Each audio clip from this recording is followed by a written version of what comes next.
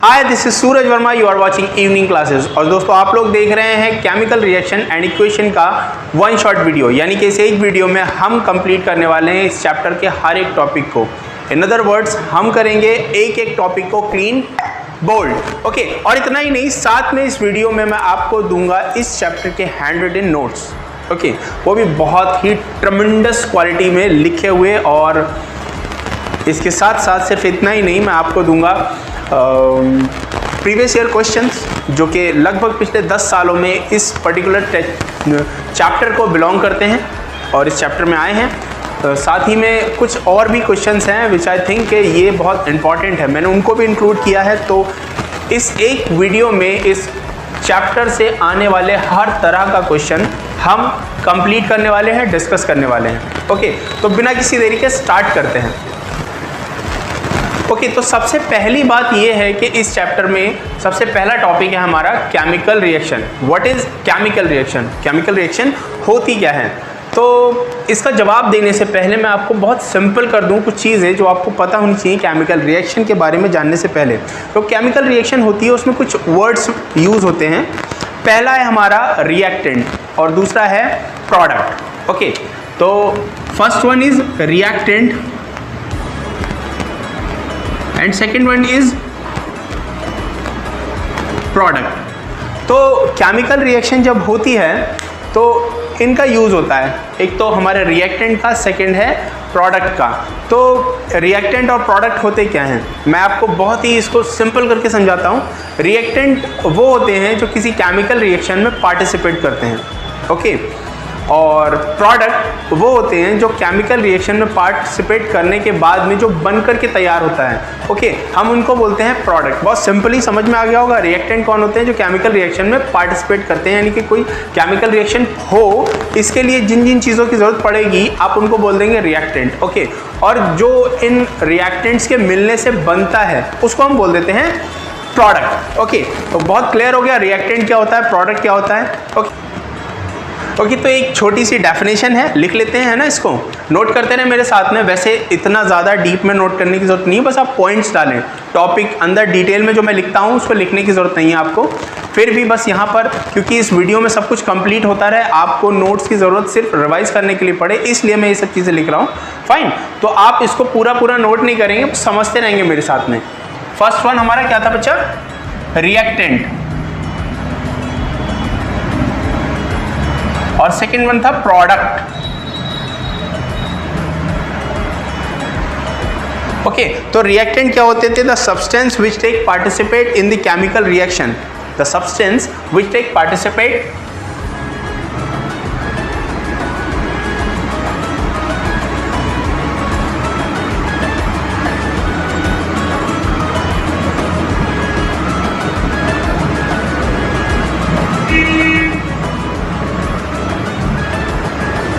in chemical reaction. Okay, the substance which take participate in chemical reaction are called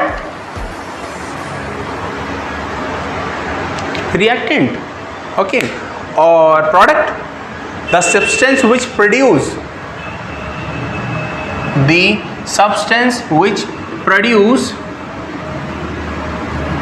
after the chemical reaction. वो substance जो chemical reactions के बाद बनते हैं, chemical reactions होने के पश्चात बनते हैं, उनको हम क्या बोलते हैं बच्चों? प्रोडक्ट। ओके, तो आप लोगों को समझ में आ चुका होगा रिएक्टेंट क्या होता है, प्रोडक्ट क्या होता है। अब हम समझते हैं इस चैप्टर का सबसे पहला टॉपिक, तो what is chemical reaction. Okay, अब बहुत इजी से, बहुत अच्छे से समझ में आ जाएगा। एक बार सिर्फ इतना समझना था कि रिएक्टेंट क्या होते हैं, प्रोडक्ट क्या होते हैं। फाइन,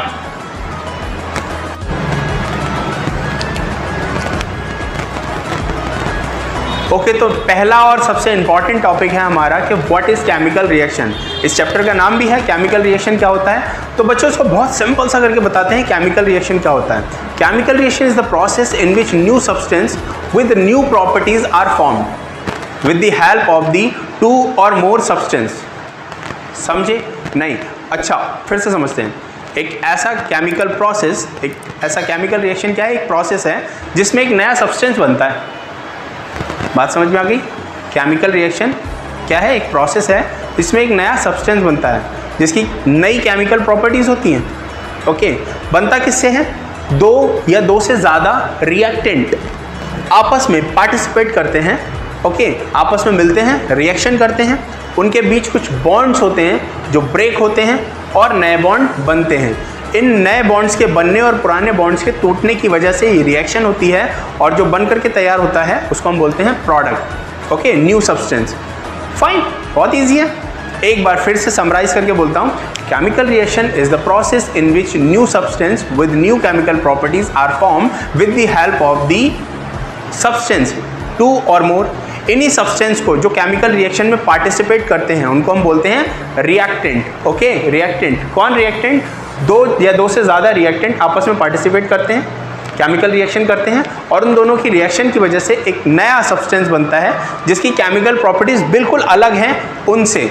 ठीक है, और ये जो नया सब्सटेंस बना इसको हम बोलते हैं प्रोडक्ट। फाइन, दो या दो से ज़्यादा रिएक्टेंट मिल करके एक प्रोसेस करते हैं और मिक्स करके एक रिएक्शन करते हैं, केमिकल बॉन्डिंग होती है उनके बीच में, वो बॉन्डिंग टूटती है, बनती है और इन सब के बनने और टूटने से नया प्रोसेस, नया जो सब्सटेंस बनता है उसको हम बोलते हैं प्रोडक्ट। समझ गए आप रिएक्टेंट क्या होता है, प्रोडक्ट क्या होता है? यानी कि सिंपली दो या दो से ज़्यादा रिएक्टेंट आपस में मिलकर प्रोडक्ट बनाते हैं।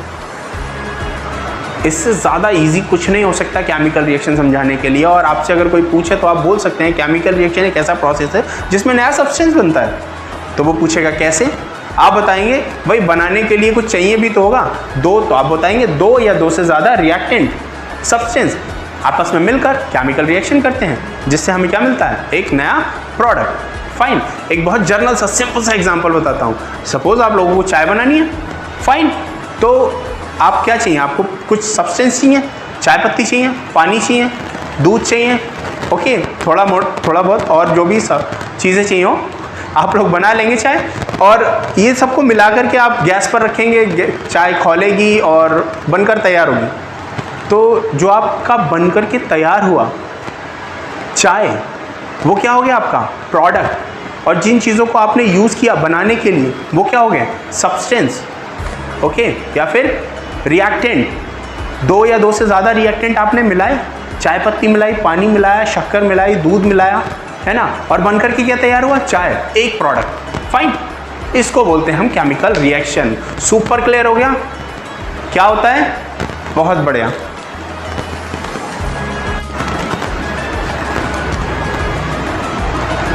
तो फिर इसको दो छोटे छोटे से एग्जांपल से आपको और क्लियर कर देता हूं। ओके, फाइन, अगर हम हाइड्रोजन प्लस ऑक्सीजन, दो सब्सटेंस, दो रिएक्टेंट्स को मिला दें तो बनेगा क्या? Water, H2O। ठीक है, तो यहाँ पर हाइड्रोजन और ऑक्सीजन क्या हो गया? हमारे रिएक्टेंट, और H2O वाटर जो बना ये क्या हो गया? हमारा product. Super clear, clean bowled, समझ में आ रहा है बेटा? ओके, दूसरा एक और एग्जांपल ले लेते हैं। अगर हम कार्बन प्लस ऑक्सीजन को मिला दें तो क्या बनेगा? Carbon dioxide. ओके, तो यहां पर कार्बन और ऑक्सीजन क्या है? हमारे रिएक्टेंट, और CO2 क्या हो गया बेटा? प्रोडक्ट। क्लियर? तो केमिकल रिएक्शन क्या होती है पता चल गया, समझ में आ गया? Fine. The next question is कि केमिकल रिएक्शन हो रही है, हमें कैसे पता चलेगा? How can we analyse or recognise that chemical reaction is happening? Okay, तो अगर कोई केमिकल रिएक्शन हो रही है कैसे पता चलेगा? ये बात समझ में आ गई? ओके, तो ये पता करने के लिए कि केमिकल रिएक्शन कैसे हो रही है, या सॉरी हो रही है कि नहीं हो रही है, हमारे पास कुछ मेथड्स हैं, जिनमें से कुछ है कि अगर कोई केमिकल रिएक्शन हो रही है तो उसका कलर चेंज हो जाता है। तो फर्स्टली हम कह सकते हैं change in colour. Okay, fine, colour change होगा तो हम समझ जाएंगे कि कोई केमिकल रिएक्शन हो रही है, यानी कि दो या दो से ज़्यादा रिएक्टेंट आपस में मिल करके कुछ फॉर्मेशन, कुछ रिएक्शन कर रहे हैं, जिसकी वजह से जो रिएक्टेंट की वजह से जो प्रोडक्ट बन रहा है नया, उस प्रोडक्ट का कलर कुछ अलग है उन रिएक्टेंट से, ओके, जो न्यू सब्सटेंस बना, मैं पहले ही बता चुका हूँ, new substance with new property, okay. तो जो नया सब्सटेंस बना है with new properties, with chemical properties, with new chemical properties, उसका चेंज क्या हो गया, अलग हो गया कलर, ओके। तो एक तो ये हो गया हमारा चेंज इन कलर। सेकेंड है हमारा when chemical reaction take place, उसका टेम्परेचर चेंज हो जाता है, ओके। क्या हो जाता है बच्चा, टेम्परेचर चेंज हो जाता है, यानी कि दो या दो से ज्यादा रिएक्टेंट आपस में रिएक्शन करते हैं और जो प्रोडक्ट बनता है, नया सब्सटेंस बनता है, उसका टेम्परेचर बदल जाता है, ओके। इस केस में हम कह सकते हैं कि केमिकल रिएक्शन हो रही है, और किस तरह की केमिकल रिएक्शन हो रही है, चेंज इन टेम्परेचर टाइप की रिएक्शन हो रही है, फाइन। थर्ड वन है हमारा चेंज इन स्टेट, फाइन। यानी कि अगर कोई केमिकल रिएक्शन हो रही है, change in state, change in state, change in state, change in state, यानी कि अगर कोई केमिकल रिएक्शन हो रही है, यानी कि दो या दो से ज्यादा रिएक्टेंट आपस में रिएक्शन कर रहे हैं और नया सब्सटेंस बना रहे हैं, तो जो नया सब्सटेंस बन रहा है उसकी स्टेट चेंज हो जा रही है। दैट मीन्स सॉलिड है तो वो लिक्विड हो जा रही है या फिर गैस हो जा रही है, गैस है तो सॉलिड या लिक्विड हो जा रही है, और लिक्विड है तो सॉलिड या गैस हो जा रही है, ओके। तो इस तरीके से हम कह सकते हैं कि अगर दो या दो से ज्यादा सब्सटेंस आपस में रिएक्शन कर रहे हैं और जो प्रोडक्ट बना रहे हैं उस प्रोडक्ट की स्टेट चेंज हो जा रही है, which is called change in state reaction, okay. Fourth one है हमारी इवोल्यूशन ऑफ गैस, यानी कि दो या दो से ज्यादा रिएक्टेंट रिएक्शन कर रहे हैं, एक नया प्रोडक्ट बन रहा है और उस नए प्रोडक्ट के साथ में कोई और गैस भी निकल रही है। इस तरह की रिएक्शंस को हम बोलते हैं इवोल्यूशन ऑफ गैस। लास्ट है हमारा फॉर्मेशन ऑफ प्रेसिपिटेट। प्रेसिपिटेट मतलब एक ऐसा सब्सटेंस बन रहा है, दो रिएक्टेंट्स के रिएक्शन से एक ऐसा सब्सटेंस बन रहा है जो इनसॉल्युबल है, मतलब जो भी प्रोडक्ट बन रहा है उस प्रोडक्ट में वो सॉल्व नहीं, मतलब घुल नहीं पा रहा है, ओके। अलग से आपको दिखाई दे रहा है उसकी तली पर बैठा हुआ, ओके, उसको हम बोलते हैं प्रेसिपिटेट, ओके। और फॉर्मेशन, जब इस तरह का कोई फॉर्मेशन होता है जिसमें प्रेसिपिटेट निकलता है तो इस तरह की रिएक्शन को हम बोलते हैं फॉर्मेशन ऑफ प्रेसिपिटेट रिएक्शन। अब इन सभी रिएक्शनों को मैं एक एक एग्जांपल के साथ आपको और अच्छे से क्लियर करूंगा, ओके। तो बच्चों जो हमारा पहला ऑब्जर्वेशन का मेथड था वो था change in colour, okay. First one क्या था बच्चा, change in colour, okay. Change in colour मैं आपको बता चुका हूं, जब दो या दो से ज्यादा रिएक्टेंट आपस में रिएक्शन करते हैं तो जो नया प्रोडक्ट बनता है उसका अगर कलर चेंज हो जाता है तो आप इस तरह की रिएक्शन को कह सकते हैं change in colour reaction. Change in colour का एक बहुत बेहतरीन सा एग्जांपल है जब सिट्रिक एसिड पोटेशियम परमैंगनेट के साथ रिएक्शन करता है तो पोटेशियम परमैंगनेट का पर्पल कलर डिसअपियर हो जाता है, फाइन।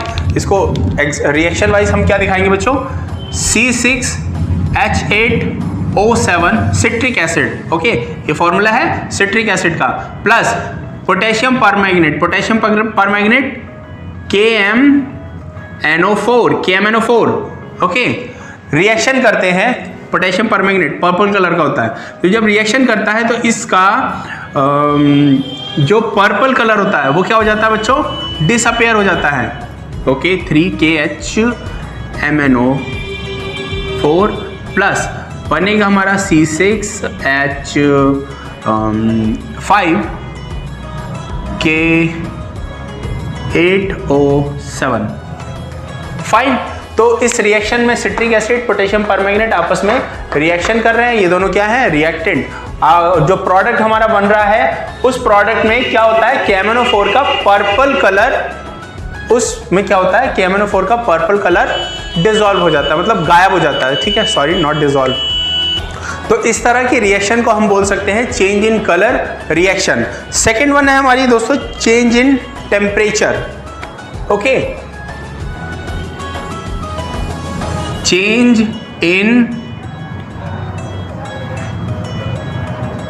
इन टेम्परेचर, तो ऐसी रिएक्शन जिनमें प्रोडक्ट का टेम्परेचर चेंज हो जाता है हम बोलते हैं चेंज इन टेम्परेचर रिएक्शन। और ऐसी रिएक्शंस दो टाइप की होती हैं, एक एंडोथर्मिक, दूसरी एक्सोथर्मिक। अब आप इसको और अच्छे से समझ ले, एंडोथर्मिक रिएक्शन क्या होती है और एक्सोथर्मिक रिएक्शन क्या होती है। तो दोस्तों इसको बहुत सिंपल वर्ड्स में समझते हैं। ये रही हमारी एक्सोथर्मिक रिएक्शन। एक्सोथर्मिक रिएक्शन में क्या होता है, एक ऐसी रिएक्शन जिसमें हीट प्रोड्यूस होती है। क्लियर है? एक ऐसी रिएक्शन जिसमें हीट प्रोड्यूस होती है। और ये रही हमारी एंडोथर्मिक रिएक्शन।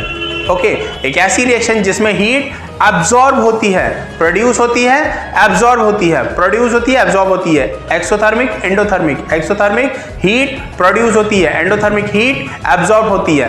ठीक, समझ गए आप? हीट निकलना और हीट एब्जॉर्ब होना, ये दो तरह की रिएक्शन होती है हमारी। अब मैं आपको दोनों का एक एक एग्जांपल बता देता हूं जिससे आपको क्लियर हो जाए एंडोथर्मिक रिएक्शन क्या होती है और एक्सोथर्मिक रिएक्शन क्या होती है। ओके, तो मैं आपको एंडोथर्मिक, एक्सोथर्मिक दोनों रिएक्शंस के एक एक एग्जांपल बता देता हूं। फाइन, तो एक्सोथर्मिक में क्या होता है बच्चा, हीट प्रोड्यूस होती थी। तो क्या होता है जब CaO की रिएक्शन कराते हैं हम H2O से, हमें मिलता है CaOH और बहुत सारी हीट। लेकिन जब हम एंडोथर्मिक में BaOH का होल ट्वाइस की रिएक्शन कराते हैं 2NH4Cl के साथ में, तो बनता है BaCl2 प्लस 2NH4OH और बहुत सारी हीट इसमें क्या होती है, एब्जॉर्ब हो जाती है। एब्जॉर्ब और प्रोड्यूस, याद हो गया यार बिल्कुल अच्छे से। Heat heat change in heat वाली मेथड आपको याद हो गया। चेंज इन हीट में क्या होता है, हीट प्रोड्यूस होती है और हीट एब्जॉर्ब होती है। फाइन, दो तरीके की है, एंडोथर्मिक, एक्सोथर्मिक, समझ गया। अच्छा, एक और चीज है, रेडॉक्स रिएक्शन क्या होती है। एंडोथर्मिक समझ गए, एक्सोथर्मिक समझ गए, तो ये रेडॉक्स रिएक्शन क्या होती है ये भी पता होनी चाहिए। नोट्स में दिया है, जाकर के पढ़ लेना। ओके, बता मैं यहाँ भी सकता हूँ, आप लोग थोड़े से नहीं पढ़ेंगे जब तक ज़रूरत ना हो। तो अगर क्यूरियोसिटी है इतनी सी भी, तो जाकर के नोट्स में ज़रूर देख लेना, रेडॉक्स रिएक्शन क्या होती है, समझ में आ जाएगा। Fine,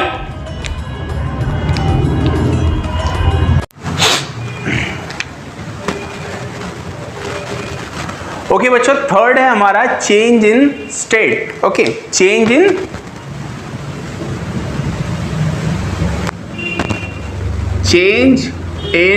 state. State change, state बच्चों होती कितने टाइप की है हमारे पास में, बेसिकली हमें पास होती हैं तीन स्टेट, सॉलिड, लिक्विड और गैस। तो एक ऐसी केमिकल रिएक्शन जिसमें कोई सॉलिड या तो लिक्विड में चेंज हो जाता है या फिर गैस में, या फिर कोई लिक्विड सॉलिड में चेंज हो जा रहा है या फिर गैस में, या फिर गैस लिक्विड में या फिर सॉलिड में चेंज हो जा रही है। आप समझ रहे हैं? यानी कि कोई भी सब्सटेंस अगर किसी और के साथ, किसी और सब्सटेंस के साथ रिएक्शन करके सॉलिड लिक्विड में, लिक्विड गैस में या लिक्विड सॉलिड में, रिवर्सिबल, समझ रहे हैं? मतलब कोई भी अगर उसकी स्टेट जो है सॉलिड है, ओके, तो सॉलिड जो है लिक्विड बदल जा रहा है, लिक्विड में बदल जा रहा है, या फिर लिक्विड है तो सॉलिड में बदल जा रहा है, या फिर गैस है तो सॉलिड या लिक्विड में बदल जा रहा है। यानी कि कोई भी सब्सटेंस अपनी स्टेट चेंज कर दे रहा है। इस तरह की केमिकल रिएक्शंस को हम बोलते हैं चेंज इन स्टेट टाइप की केमिकल रिएक्शंस। और इसका एक बहुत जर्नल सा बेहतरीन सा एग्जांपल है दोस्तों कि हम लोग घर में सभी लोग कैंडल तो यूज़ करते ही हैं लाइट चले जाने पर या फिर कैंडल लाइट डिनर करने में। ओके, तो ये जो कैंडल होती है ये किस फॉर्म में होती है, सॉलिड। ओके, तो सॉलिड फॉर्म में कैंडल होती है और जब हम इसको जलाते हैं तो इसकी रिएक्शन होती है ऑक्सीजन के साथ में, और होता क्या है फिर, वो सॉलिड कैंडल चेंज हो जाती है गैस में। ओके, क्या प्रोड्यूस होता है, कार्बन डाइऑक्साइड गैस। इसके अलावा क्या प्रोड्यूस होता है, इसके अलावा वाटर प्रोड्यूस होता है, यानी कि हम वैक्स जलाते हैं, मोमबत्ती को जलाते हैं और प्रोड्यूस होता है कार्बन डाइऑक्साइड और वाटर। इसमें क्या देखने को मिला हमें कि जो सॉलिड थी, मतलब जो मोमबत्ती की जो स्टेट थी, जो कि सॉलिड थी, वो चेंज हो जाती है और क्या हो जाती है, गैस फॉर्म में। इसको हम बोलते हैं चेंज इन स्टेट। ओके,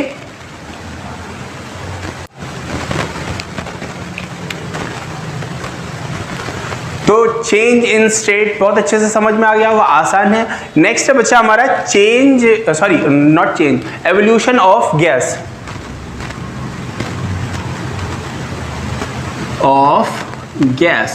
इस तरह की केमिकल रिएक्शन क्या होता है बच्चों, एक ऐसी केमिकल रिएक्शन जिसमें दो रिएक्टेंट आपस में रिएक्शन करते हैं और एज अ प्रोडक्ट एक नई गैस प्रोड्यूस होती है जिसकी केमिकल प्रॉपर्टीज अपने रिएक्टेंट से बहुत अलग होती हैं। ठीक, ओके, ये तो हम पहले ही पढ़ चुके हैं कि केमिकल रिएक्शन क्या होती है। तो एक ऐसी केमिकल रिएक्शन जिसमें कोई नई गैस प्रोड्यूस होती हो, उसको हम बोलते हैं चेंज इन गैस, उसको हम बोलते हैं एवोल्यूशन ऑफ गैस। ओके, तो एवोल्यूशन ऑफ गैस का एक जर्नल सा एग्जांपल देता हूँ बच्चों मैं आपको। जिंक का Zn के कुछ ग्रेन्यूल्स के एक कैनोनिकल फ्लास्क में ले लेते हैं और साथ में ले लेते हैं आप डाइल्यूट सल्फ्यूरिक एसिड। ओके, तो डाइल्यूट H2SO4 ले लेते हैं, Zn प्लस H2SO4। फाइन, तो बेटा Zn जो है SO4 के साथ रिएक्शन करेगा, क्या हो जाएगा ZnSO4 और एक गैस इवॉल्व होगी जो क्या है H2, hydrogen gas. Okay, hydrogen gas निकलेगी और इस तरह की रिएक्शंस को हम बोल सकते हैं एवोल्यूशन ऑफ गैस। बहुत आसान सी बात है ना कि एवोल्यूशन ऑफ गैस किस तरह की रिएक्शंस होती हैं, ऐसी रिएक्शन जिसमें कोई एक नई गैस प्रोड्यूस हो रही हो। फाइन, बहुत आसान है और कुछ है नहीं इसमें, इससे ज़्यादा कोई रॉकेट साइंस लगाना नहीं है। बहुत आसान सी बात है बच्चा कि केमिकल रिएक्शन है, ऐसी केमिकल रिएक्शन जिसमें कोई नई गैस निकल रही है, एवोल्यूशन ऑफ गैस हो गई। ओके, इसके अलावा हमने कौन कौन सी पढ़ी है, चेंज इन टेम्परेचर हमने पढ़ी थी, एंडोथर्मिक एक्सोथर्मिक होती है, वो भी अभी पढ़ी है। ओके, चेंज इन कलर जिसमें कलर चेंज हो जाता है। ओके, और चेंज इन स्टेट अभी रिसेंटली पढ़ी है जिसमें स्टेट चेंज हो जाती है। यही कुछ तरीके हैं जिससे हम पता करते हैं। और लास्ट है हमारा बच्चा formation of precipitate. Okay, formation of precipitate एक ऐसी रिएक्शन, केमिकल रिएक्शन जिसमें प्रेसिपिटेट फॉर्म होता है। ओके, ये क्या चीज़ होती है, प्रेसिपिटेट क्या होता है? प्रेसिपिटेट एक ऐसा सब्सटेंस, जब हम कोई केमिकल रिएक्शन देखते हैं, कोई ऐसी केमिकल रिएक्शन जिसमें प्रेसिपिटेट बनता है, तो आप कहेंगे प्रेसिपिटेट क्या होता है? प्रेसिपिटेट एक ऐसा सब्सटेंस होता है जो केमिकल रिएक्शन के बाद बनता है, जो मतलब दो या दो से ज़्यादा रिएक्टेंट की रिएक्शन के बाद बनता है, लेकिन ये बंदा घुलता नहीं है, डिज़ोल्व नहीं होता। ओके, अगर जो भी हमें सॉल्यूशन मिला उस सॉल्यूशन में ये घुलेगा नहीं, अलग से इसकी तली पर बैठा हुआ अलग से दिखाई देगा। ये किसी भी कलर का हो सकता है। तो इसका भी एक बहुत जर्नल सा एग्जांपल है, हम ले लेते हैं। अगर हम बेरियम क्लोराइड, ओके, BaCl2 को H2SO4 के साथ रिएक्शन कराते हैं, बेरियम क्लोराइड प्लस H2SO4 के साथ रिएक्शन कराते हैं तो एक वाइट प्रेसिपिटेट बनता है, क्या? BaSO4 plus HCl। ये जो प्रेसिपिटेट है ये इस सॉल्यूशन में घुलता नहीं, नीचे बैठा रहेगा। ओके, और आप कितना ही कोशिश करें मिक्स करने की, ये मिक्स नहीं होगा। ओके, फाइनली ये फिर से अलग ही हो जाएगा। और इस तरह की जो चीज़ मिलती है, इस तरह की जो सब्सटेंस मिलता है, ये जो तली में नीचे बैठा रहता है, इसको हम बोलते हैं प्रेसिपिटेट। क्लियर है? ओके, और इस तरह की रिएक्शन को हम बोलते हैं फॉर्मेशन ऑफ प्रेसिपिटेट। क्लियर हो गया बच्चा? 5 तरह के तरीके होते हैं, 5 मेथड्स होते हैं हम जिसके थ्रू ये पता कर सकते हैं कि कोई केमिकल रिएक्शन हो रही है। First one change in colour, second one change in temperature, third one change in state, fourth one evolution of gas, and fifth is formation of precipitate. Okay, इन 5 तरीकों से आप कह सकते हैं, इनको देख करके, इन तरीकों से आप पहचान करके बता सकते हैं कि यस, केमिकल रिएक्शन हो रही है। समझ में आ गया? ये टॉपिक क्रिस्टल क्लियर हो गया? ओके बच्चों, हम लोग समझ चुके हैं कि केमिकल रिएक्शन क्या होती है। ओके, साथ ही हमने ये भी पता कर लिया है कि अगर कोई केमिकल रिएक्शन हो रही है तो कैसे पता करें कि वो केमिकल रिएक्शन हो रही है। नेक्स्ट पॉइंट है हमारा कि कोई केमिकल रिएक्शन हो रही है तो हम उसको रिप्रेजेंट कैसे करें। ओके तो केमिकल रिएक्शन का रिप्रेजेंटेशन कैसा होता है या फिर किस तरह से हम केमिकल इक्वेशन को रिप्रेजेंट करते हैं। ओके तो जो तरीका होता है हमारा केमिकल रिएक्शन को रिप्रेजेंट करने का उसे कहते हैं केमिकल इक्वेशन, या हम सिंपली कह सकते हैं कि chemical equation is the simplest method through which we can represent the chemical equation. इसमें हम यूज़ क्या करते हैं दोस्तों, हम लोग यूज़ करते हैं सिंबल्स उन सब्सटेंस के जो यूज़ हो रहे हैं केमिकल रिएक्शन में, और वही सिंबल्स जो प्रोड्यूस हो रहे हैं और जो प्रोड्यूस हो रहे हैं उनके भी हम सिंबल्स यूज़ करते हैं। बात समझ में आ गई? क्या है, केमिकल रिएक्शन को हम रिप्रेजेंट करने के लिए यूज़ करते हैं सिंबल्स।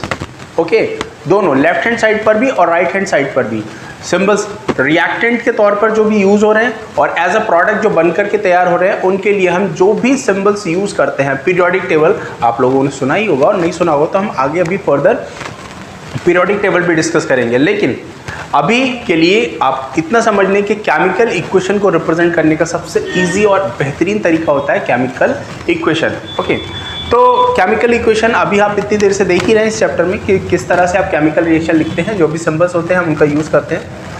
अब बात आती है केमिकल इक्वेशंस को बैलेंस करने की। तो जैसे कि मैंने अभी बताया केमिकल रिएक्शन को रिप्रेजेंट करने के लिए हम केमिकल इक्वेशन का यूज़ करते हैं, केमिकल इक्वेशन को रिप्रेजेंट करने के लिए केमिकल इक्वेशन का यूज़ करते हैं। तो अगर मान लो हम केमिकल इक्वेशन इस तरह से कुछ रिप्रेजेंट करें, लाइक जिंक प्लस हाइड्रोक्लोरिक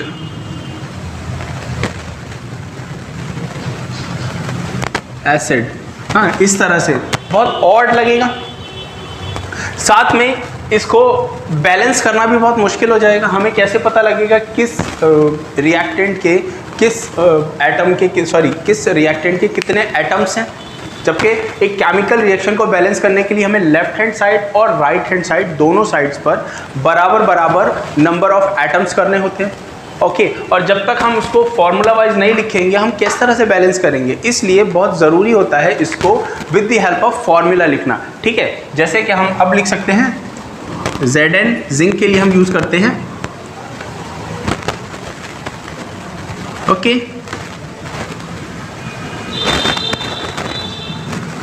एक इक्वेशन है।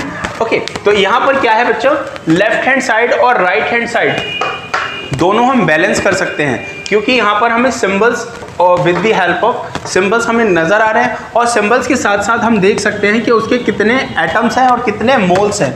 ठीक है, जिसकी मदद से हम ये बैलेंस कर सकते हैं। लेकिन अगर हम यूज़ करें सिर्फ नाम तो ये बहुत ही हैक्टिक हो जाएगी और इसको बैलेंस करना तो इम्पॉसिबल हो जाएगा। तो ये बात समझ गए कि हम एक केमिकल इक्वेशन को रिप्रेजेंट करने के लिए इस मेथड का यूज़ क्यों करते हैं।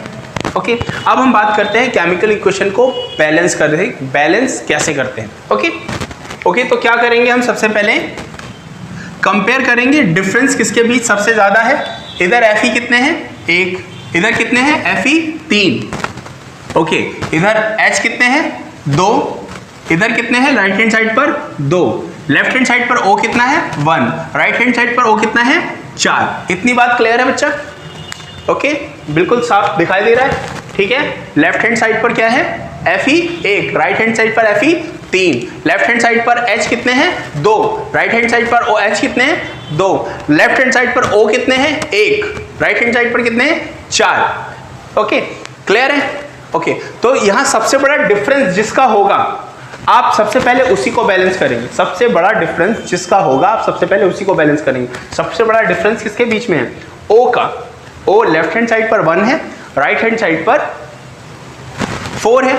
ओके लेफ्ट हैंड साइड पर 1 है, राइट हैंड साइड पर 4 है। सबसे बड़ा डिफरेंस 4 का है, O का है। तो पहले ऑक्सीजन को ही बैलेंस करेंगे। क्या करेंगे, जिधर भी हमारे नंबर ऑफ एटम्स कम होते हैं हम उसी तरफ मल्टीपल करते हैं। सिंपल तरीका है बैलेंस करने का। आप क्या करेंगे, जिस तरफ भी नंबर ऑफ एटम्स कम होंगे आप उसी तरफ मल्टीपल करेंगे उस नंबर से कि दोनों तरफ बैलेंस हो जाए। जैसे कि यहाँ पर कितने हैं 4 और यहाँ है 1 की मैं 4 से मल्टीपल कर दूं तो इधर भी O 4 हो गए और इधर भी O 4 हो गए, बैलेंस हो जाएगा। ठीक है, इसको एक बार फिर से कंपेयर करते हैं। अभी भी Fe के साथ तो कोई छेड़छाड़ नहीं हुई है। Fe इधर भी 3 है और इधर भी 3 ही, इधर है लेफ्ट हैंड साइड पर 1 है, राइट हैंड साइड पर 3 है। H कितने हो गए 4 दूनी 8। लेफ्ट हैंड साइड पर, और सॉरी हाँ H कितने हो गए 4 दूनी 8, और राइट हैंड साइड पर कितने हो गए 2, लेकिन O हमारा बैलेंस है, O कितने हो गए 4 और इधर भी 4, यानी कि O हमारा left hand side right hand side दोनों साइड पर बैलेंस हो चुका है। ठीक है, अब क्या करते हैं, अब इसके बाद सबसे बड़ा डिफरेंस किसका है H का।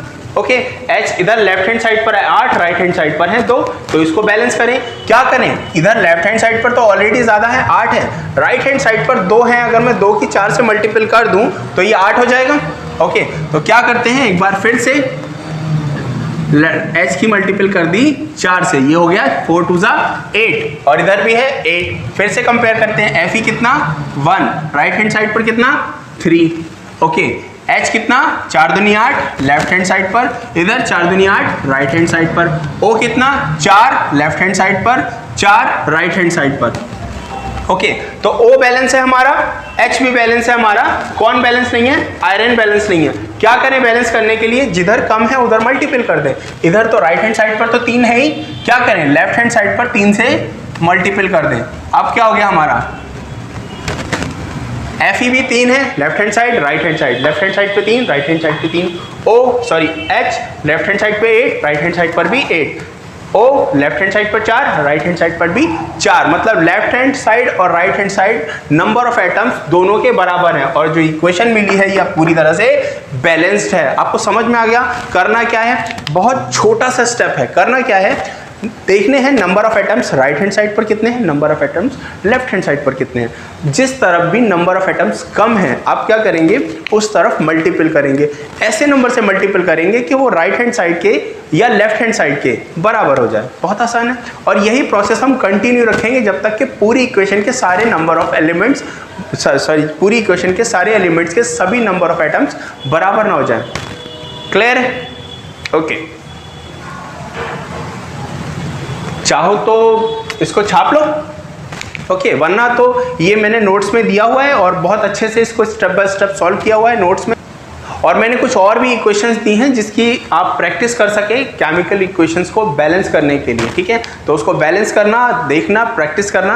आई एम श्योर कि अब तक इस चैप्टर में हमने जो भी पढ़ा है सब क्रिस्टल क्लियर है, आपको कोई भी टॉपिक ऐसा नहीं है जिससे रिलेटेड कोई क्वेश्चन अगर एग्जाम में आ जाए तो आपसे छूट जाए, और होगा भी नहीं। ओके, तो आगे चलते हैं। नेक्स्ट में चलने से पहले हम एक बार फिर से रिकॉल कर लेते हैं, हमने क्या पढ़ा, केमिकल रिएक्शन होती क्या है, फिर हमने पढ़ा केमिकल रिएक्शन होती है तो हमें कैसे पता लगेगा। अब हमने पढ़ा थर्ड कि केमिकल रिएक्शन को रिप्रेजेंट कैसे करते हैं, रिप्रेजेंट करने के लिए केमिकल इक्वेशन का यूज़ करते हैं। ओके, तो केमिकल इक्वेशन को हम यूज़ करते हैं, ये हमने बता दिया। इसको और ज़्यादा अट्रैक्टिव बनाने के लिए, इंफॉर्मेटिव बनाने के लिए और आसान बनाने के लिए हम एक और चीज़ है जो हम इसमें ऐड कर सकते हैं। केमिकल रिएक्शन में हम यूज़ कर सकते हैं, ये बता सकते हैं कि कोई केमिकल रिएक्शन हो रही है तो जो उसमें सब्सटेंस यूज़ हो रहे हैं उनकी स्टेट क्या है, मतलब कोई सब्सटेंस सॉलिड में है, लिक्विड में है, गैस में है या फिर एक्वस सॉल्यूशन है, किस तरह की उसकी स्टेट है बता सकते हैं। ओके, और इसको बताने के लिए हम इक्वेशन में ही, मतलब जो भी सब्सटेंस है उसके ही नीचे उसके पैरों में लिखते हैं। अगर सॉलिड है तो स्मॉल s का यूज़ करते हैं, लिक्विड है तो स्मॉल l का यूज़ करते हैं, गैस है स्मॉल g का यूज़ करते हैं, और एक्वस है तो AQU का यूज़ करते हैं स्मॉल, और कॉन्सेंट्रेटेड है तो CON का यूज़ करते हैं हम। ठीक है, ये चीज़ें हैं हम जिसकी मदद से किसी भी केमिकल रिएक्शन को और ज़्यादा इंफॉर्मेटिव बना सकते हैं। मैं समझता हूँ यहाँ तक सब क्लियर है। ओके बच्चों, तो यहाँ तक आप लोगों को सब क्लियर है बहुत अच्छी तरह से, और अब हमारा नेक्स्ट टॉपिक है टाइप ऑफ केमिकल रिएक्शन। कितने टाइप की केमिकल रिएक्शन होती हैं? ओके, केमिकल रिएक्शन के टाइप, मतलब कोई केमिकल रिएक्शन है आप देख करके बता सकते हैं कि किस तरह की केमिकल रिएक्शन है, बस इतना चेक करना है कि उसमें हो क्या रहा है। ओके, तो बेसिकली हमारे पास 7 टाइप्स की डिफरेंट केमिकल रिएक्शंस होती हैं, जिसमें फर्स्ट ऑफ ऑल है हमारी combination reaction. Okay, combination reaction. Second है हमारी डिकम्पोजिशन रिएक्शन। थर्ड है displacement reaction, double displacement reaction, neutralisation, exothermic, endothermic, oxidation, reduction. एक बार इन रिएक्शंस के नाम मेरे साथ में ही यहीं कहीं मेमोराइज कर लेते हैं। फर्स्ट वन क्या है? Combination, decomposition, displacement, double displacement, neutralisation. फिर से बोलते हैं, combination, decomposition, displacement, double displacement, neutralisation, endothermic, exothermic और है ऑक्सीडेशन, रिडक्शन। हो गई सातों के साथों? एक लास्ट है। Okay, first one combination, decomposition, displacement, double displacement, neutralisation, oxidation, reduction और एक्सोथर्मिक, एंडोथर्मिक। ये 7 टाइप की हमारी है। एक बार आप इसको यहीं फिर से रिवाइज कर लें, उसके बाद हम इनको डिटेल में समझते हैं कि किस रिएक्शन में क्या होता है। लास्ट टाइम, बस लास्ट टाइम क्या? Combination, decomposition, displacement, double displacement, neutralisation, endothermic, exothermic और ऑक्सीडेशन, रिडक्शन। ये सातों टाइप की हमारी रिएक्शन हो गई। अब हम डिस्कस करते हैं फर्स्ट वाली, जो कि है कॉम्बिनेशन रिएक्शन। कॉम्बिनेशन रिएक्शन में क्या होता है बच्चों? अगर दो या दो से ज्यादा, ओके, दो या दो से ज्यादा हमारे रिएक्टेंट, मान लो एक रिएक्टेंट है ए और एक रिएक्टेंट है बी, आपस में रिएक्शन होती है, इनकी केमिकल रिएक्शन होती है और एज अ प्रोडक्ट हमें जो रिएक्टेंट प्रोडक्ट मिलता है ए बी मिलता है। तो इस तरह की रिएक्शन को हम बोलते हैं कॉम्बिनेशन रिएक्शन, यानी कि दो या दो से ज्यादा रिएक्टेंट आपस में कंबाइंड हो जाते हैं। ओके, आपस में कंबाइंड हो जाते हैं। ऐसी रिएक्शन को हम क्या बोलते हैं? Combination reaction. बहुत आसान है, समझ में आ गई? कॉम्बिनेशन रिएक्शन क्या होती है? ओके, तो कॉम्बिनेशन रिएक्शन क्या होती है? दो या दो से ज्यादा रिएक्टेंट आपस में कंबाइंड होकर के एक प्रोडक्ट बनाते हैं, ऐसी रिएक्शन को हम क्या बोलते हैं? Combination reaction. ओके, नेक्स्ट है हमारा डिकम्पोजिशन रिएक्शन।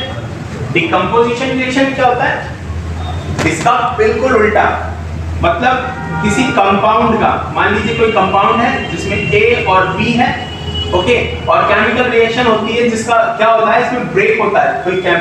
कोई ऐसी केमिकल रिएक्शन जिसमें कोई कंपाउंड ब्रेक होकर के दो या दो से ज्यादा प्रोडक्ट में ए बी, क्योंकि दो ही तो रिएक्टेंट थे इसमें, सॉरी एक ही तो कंपोनेंट था जिसमें कंपाउंड था जिसमें ए और बी था। ये ए और बी क्या हुए? ब्रेक हो गए, ए अलग हो गया, बी अलग हो गया। ऐसी रिएक्शन जिसमें कोई रिएक्टेंट कंपाउंड ब्रेक होकर के अपने अलग अलग कंपाउंड्स में या अलग अलग रिएक्टेंट्स में टूट जाता है, ऐसी रिएक्शन को हम बोलते हैं डिकम्पोजिशन रिएक्शन। बहुत इजी है ना? कॉम्बिनेशन में क्या होता है? दो कंपाउंड मिलकर के, सॉरी दो रिएक्टेंट मिलकर के एक कंपाउंड बना देते हैं या एक प्रोडक्ट बनाते हैं, मतलब दोनों मिलकर के एक चीज बनाते हैं, जुड़ जाते हैं। और डिकम्पोजिशन में क्या होता है? एक चीज टूट करके दो में बदल जाती है। सिंपल है, बहुत आसान है। ओके, तो कॉम्बिनेशन और डिकम्पोजिशन दोनों के एक एक एग्जांपल दे देता हूं बच्चों, बहुत क्लियर हो जाएगा अच्छे से। तो कॉम्बिनेशन रिएक्शन क्या था? फिर से रिकॉल करते हैं। क्या? दो या दो से ज्यादा रिएक्टेंट, एक रिएक्टेंट ले लिया हमने मैग्नीशियम प्लस ऑक्साइड, ऑक्सीजन, दोनों रिएक्टेंट है, आपस में मिले, क्या बना? MgO। बैलेंस कर लेते हैं दो, ठीक है? तो दो रिएक्टेंट है, आपस में मिलकर एक बन गए, कॉम्बिनेशन रिएक्शन हो गई। इसका उल्टा अगर आपको बताऊं, डिकम्पोजिशन रिएक्शन ले लेते हैं CaCO3। ओके, ये कंपाउंड है, अगर ये ब्रेक होता है तो बनता है CaO प्लस CO2, यानी कि CaCO3 ब्रेक होकर के दो चीजों में बदल गया। ओके, दो अलग अलग चीजें निकली। ऐसी रिएक्शन को बोलते हैं डिकम्पोजिशन रिएक्शन, और इसको कॉम्बिनेशन रिएक्शन। अब तक तो ये क्लियर ही हो चुका होगा। ओके, अब हम बात करते हैं डिस्प्लेसमेंट की। डिस्प्लेसमेंट दोस्तों इतना इजी करके बताते हैं, बहुत ही ज्यादा, आपको एक बार में समझ आ जाएगा। डिस्प्लेसमेंट रिएक्शन क्या होती है? सपोज एक एलिमेंट है हमारा A B, ठीक है, इसकी रिएक्शन होती है C से, ठीक। तो डिस्प्लेसमेंट रिएक्शन क्या कहती है? A B में से या तो A या B डिस्प्लेस हो जाता है, ठीक है, डिस्प्लेस हो जाता है और उसकी जगह ले लेता है C। ऐसी रिएक्शन को बोलते हैं हम डिस्प्लेसमेंट रिएक्शन, ठीक है। तो A या B में से कोई एक चीज डिस्प्लेस हो गई C, और सपोज A यहां आ गया और बी की ब्रेकिंग जो बॉन्डिंग थी वो टूट गई, बी अलग हो गया। अब ए और सी के बीच बॉन्डिंग हो गई, ए और सी बन गया और बी ब्रेक होकर के अलग हो गया। ऐसी रिएक्शन को हम बोलते हैं decomposition, sorry displacement reaction. Displacement, single displacement हुआ इसमें, इसलिए इसको या तो सिंगल डिस्प्लेसमेंट या फिर सिर्फ डिस्प्लेसमेंट रिएक्शन कहते हैं। एक बार फिर से देख लो क्या हुआ है। ए बी एक कंपाउंड था जिसकी रिएक्शन हुई सी के साथ में, और एज अ रिजल्ट हमें ए सी मिला और बी अलग हो गया। तो सी क्या हुआ, डिस्प्लेस हो, बी डिस्प्लेस हो गया और बी की जगह कौन आ गया, सी। ऐसी रिएक्शन को हम बोलते हैं डिस्प्लेसमेंट रिएक्शन। इसको एक एग्जांपल की मदद से समझ लेते हैं बहुत अच्छी तरह से। ओके, सपोज CuSO4 की रिएक्शन हो रही है Mg से, फाइन। अब यहां पर Mg ज्यादा रिएक्टिव है Cu से, तो क्या होगा, Cu से ज्यादा रिएक्टिव है तो क्या होगा, Mg इसकी जगह ले लेगा, MgSO4 प्लस आपका Cu अलग निकल जाएगा, फाइन। तो डिस्प्लेसमेंट कौन हो गया, यहां पर डिस्प्लेसमेंट हुआ Cu, कॉपर का। कॉपर क्या डिस्प्लेस होकर के अकेला रह गया और इसकी जगह किसने ले ली, Mg ने, MgSO4। क्लियर हो गया डिस्प्लेसमेंट रिएक्शन क्या होती है। ओके, बहुत सिंपल है। दो रिएक्टेंट होते हैं जिसमें एक कंपाउंड है एक दूसरा एलिमेंट है या कंपाउंड है। इसमें क्या हुआ, जो ज्यादा रिएक्टिव होता है वो जगह घेर लेता है और जो कम रिएक्टिव होता है वो अपनी जगह छोड़ देता है, सिंपल है। ओके, एग्जांपल CuSO4 में MgCuSO4 और Mg, जिसमें मैग्नीशियम ज्यादा रिएक्टिव है तो क्या होगा, मैग्नीशियम ने CuSO4 को अपनी जगह से हटा दिया और उसकी जगह खुद ले ली, क्या हुआ, डिस्प्लेसमेंट। और ऐसी रिएक्शन को हम क्या बोलते हैं, डिस्प्लेसमेंट रिएक्शन। नेक्स्ट है बच्चों हमारी डबल डिस्प्लेसमेंट। ओके बच्चों, नेक्स्ट है हमारा डबल डिस्प्लेसमेंट। डबल डिस्प्लेसमेंट को भी ऐसे ही एक एग्जांपल से समझते हैं। ओके, डबल डिस्प्लेसमेंट क्या होता है बेटा, जो काम सिंगल डिस्प्लेसमेंट में होता है वही काम डबल डिस्प्लेसमेंट में होता है, बस इस बार एक की जगह दो एलिमेंट हैं और दोनों आपस में एक दूसरे में एक्सचेंज हो जाते हैं। बहुत इजीली समझे, सपोज एक है हमारा रिएक्टेंट AB और दूसरा है रिएक्टेंट CD, फाइन। ये रिएक्टेंट है, दोनों आपस में रिएक्शन हुई और एज अ प्रोडक्ट हमें मिला AC plus BD। Okay, AC और BD डिस्प्लेसमेंट हो गया। AB था, AB डिस्प्लेस हो गया यहां से और इसकी जगह किसने ले ली, C ने, और B के साथ में D ने C की जगह ले ली B ने। ओके, तो ये क्या कहलाती है, डबल डिस्प्लेसमेंट। ओके, इसको रिएक्शन से समझते हैं। मान लीजिए बेरियम क्लोराइड ले लेते हैं, BaCl2 barium chloride plus sodium sulphate ले लेते हैं, NaSO4। इसकी रिएक्शन होती है दोस्तों, तो क्या होगा, देखो बेरियम सल्फेट और सोडियम क्लोराइड, ठीक है, क्या होगा, बेरियम BaSO4, ठीक है। क्लोरीन की जगह किसने ले ली, SO4 ने, प्लस Na और SO4 की जगह किसने ले ली, Cl2 ने, NaCl। इसको बैलेंस कर देते हैं। ओके, तो यहां क्या दिख रहा है आपको, डबल डिस्प्लेसमेंट। जो काम अपनी सिंगल डिस्प्लेसमेंट में एक जगह हो रहा था, अब यहां क्या हो रहा है, डबल डिस्प्लेसमेंट। दोनों ही चीजें, दोनों जो रिएक्टेंट है दोनों के साथ में जो भी जुड़ा हुआ है, ओके, वो क्या हो जा रहा है, डिस्प्लेस। एक की जगह दूसरा ले रहा है, दूसरी की जगह पहला ले रहा है। क्लियर हो गया डबल डिस्प्लेसमेंट में क्या होता है। Okay, very good. इसके और भी बहुत सारे एग्जांपल्स हैं जो मैंने अपने नोट्स में मेंटेन किए हुए हैं, आप लोग वहां पर पढ़ करके प्रैक्टिस कर सकते हैं। नोट्स का लिंक मैंने डिस्क्रिप्शन में दे दिया है, वहां से जाकर के डाउनलोड कर लें और आपको अपने नोट्स बनाने की जरूरत नहीं होती। तो नेक्स्ट है हमारा ऑक्सीडेशन रिडक्शन। ऑक्सीडेशन रिडक्शन ये कैसी रिएक्शन होती है, इसको सिंपल समझते हैं। दोनों अलग अलग रिएक्शंस होती हैं, ऑक्सीडेशन अलग होती है, रिडक्शन अलग होती है।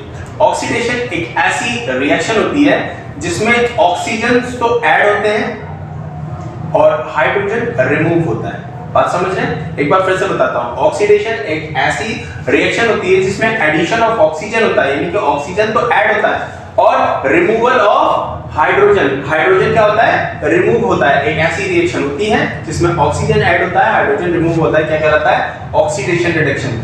जबकि इसके बिल्कुल अगेंस्ट रिडक्शन एक ऐसी रिएक्शन होती है जिसमें हाइड्रोजन ऐड होता है और ऑक्सीजन रिमूव होता है, ठीक है। Addition of hydrogen, removal of oxygen. ऐसी रिएक्शन कौन सी कहलाती है? रिडक्शन। Oxidation, reduction equation. बहुत क्लियर हो गया होगा, दोनों एक दूसरे के रिवर्सिबल हैं। ये हो गई हमारी ऑक्सीडेशन रिडक्शन। नेक्स्ट है एंडोथर्मिक, एक्सोथर्मिक। अभी हमने पढ़ा है एंडोथर्मिक कौन सी होती है, एक्सोथर्मिक कौन सी होती है। एक्सोथर्मिक वो रिएक्शन जिसमें हीट प्रोड्यूस होती है, और एंडोथर्मिक कौन सी रिएक्शन होती है जिसमें हीट एब्जॉर्ब होती है। ओके, और मैंने एक क्वेश्चन पूछा था आप लोगों से, रेडॉक्स रिएक्शन क्या होती है, नोट्स में है, जाकर के देख लेना। ओके, तो ये हो गए हमारे टाइप्स ऑफ केमिकल रिएक्शंस, कौन सी होती है? Combination, decomposition, displacement, double displacement, neutralisation, exothermic, endothermic, oxidation और रिडक्शन। ओके, तो बढ़ते हैं आगे चैप्टर की तरफ, और चैप्टर के लास्ट पे पहुंचते हैं। चैप्टर का लास्ट क्या है दोस्तों? Corrosion, rusting, rancidity. कोरोजन, इसको बहुत ज्यादा घुमाते नहीं है, बहुत सिंपल सी चीज है, छोटी सी, समझ लेते हैं। कोरोजन क्या होता है? जंग सबने देखी है लगते हुए। अगर आप लोहे को बाहर खुले में रखते हैं, उसमें पानी या हवा लगातार, हवा ऐसी हवा जिसमें मॉइस्चर हो उसको लगती है, तो क्या होता है? लोहे में जंग लगने लगती है। उसको लगातार पानी या मॉइस्चर मिलता रहे तो लोहे में जंग लगने लगती है, और इस जंग लगने की वजह से जो लोहा कमजोर होता है, बर्बाद होता है। ओके, इसको हम बोलते हैं कोरोजन। जबकि रस्टिंग जो होता है, जंग लगने की वजह से ये जो पाउडर सा तैयार हो जाता है लोहे पर, है ना, ब्राउन कलर का, इसको हम बोलते हैं रस्टिंग। और रेंसिडिटी भी इसी को बिलोंग करती है, क्योंकि सड़ने को, खराब होने को। तो खाना जो होता है जिसमें हम फैट और ऑयल रखते हैं, मतलब फैट और ऑयल होता है ऐसा खाना, तो अगर हम उसको बना करके एज इट इज रख देते हैं तो ऑक्सीजन के ऑक्सीजन के संपर्क में आकर के ये क्या होता है? धीरे धीरे खराब होता रहता है। ओके, और अगर हम इसको 1 घंटे, 10 घंटे, 15 घंटे ज्यादा, और अगर हम खाने को खुले में 10 घंटे, 15 घंटे तक खुले में ऑक्सीजन में रखें तो क्या होने लगता है? ये खराब होने लगता है, अनप्लीजेंट, गंदी या खराब स्मेल देने लगता है और सड़ने लगता है, ठीक है। इसको हम बोलते हैं रेंसिडिटी। तो इसी के साथ बच्चा हमारा ये चैप्टर पूरी तरह से खत्म हो चुका है। इस चैप्टर के सारे टॉपिक हमने डिस्कस कर लिए हैं। अब इस चैप्टर से रिलेटेड कुछ क्वेश्चंस हैं जो प्रीवियस ईयर्स में आए हुए हैं, वो सभी के सभी मैंने नोट्स में मेंटेन किए हुए हैं, आप सभी पढ़ेंगे, और उनके साथ में, उन नोट्स के साथ में क्वेश्चन जो भी क्वेश्चन मैंने मेंटेन किया है उस क्वेश्चन के साथ में उनके आंसर्स भी हैं। तो बहुत अच्छी और बहुत इजी लैंग्वेज में है, मैं समझता हूँ आपको बहुत आसानी से समझ में आ जाएंगे। बहुत मेहनत से तैयार किए मैंने, ठीक है। सो गो फॉर इट। और अगर आपको ये वीडियो पसंद आई हो तो प्लीज लाइक और सब्सक्राइब करें, ताकि मैं इस तरह की वीडियोस और बनाता रहूं। और आपको नोट्स की जरूरत हो तो प्लीज मुझे कमेंट बॉक्स में बताएं, जिस भी चैप्टर के मैं आपको प्रोवाइड कराता रहूंगा। ओके, तब तक के लिए बाय बाय।